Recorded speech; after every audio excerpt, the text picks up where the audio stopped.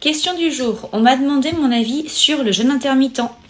Je vous réponds. Alors pour commencer, le jeûne intermittent, c'est quoi? C'est une période où tu vas pouvoir avoir une alternance entre un temps sur la journée où tu vas manger des repas et un temps où tu vas complètement jeûner.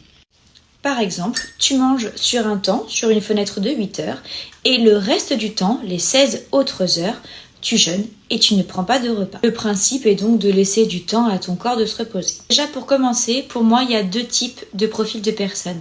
Les personnes qui sont habituées à ne pas manger le matin ou le soir pour avoir cette fenêtre de 16 heures parce qu'ils n'ont pas de faim et que leur corps est habitué comme ça, et les autres personnes qui cherchent à jeûner dans le but d'une perte de poids. Dans le premier cas, pour les personnes qui sont habituées à ne pas manger, leur corps finalement a pris ce rythme-là et le métabolisme fonctionne parfaitement bien.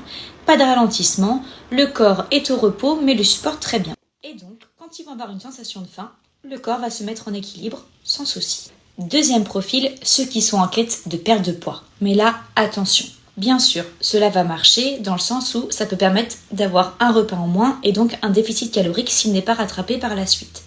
En revanche, on peut ralentir son métabolisme, stocker de l'énergie et donc brûler moins de calories. Et là, ça peut complètement freiner l'objectif de perte de poids. Naturellement, il va faire un système de stockage.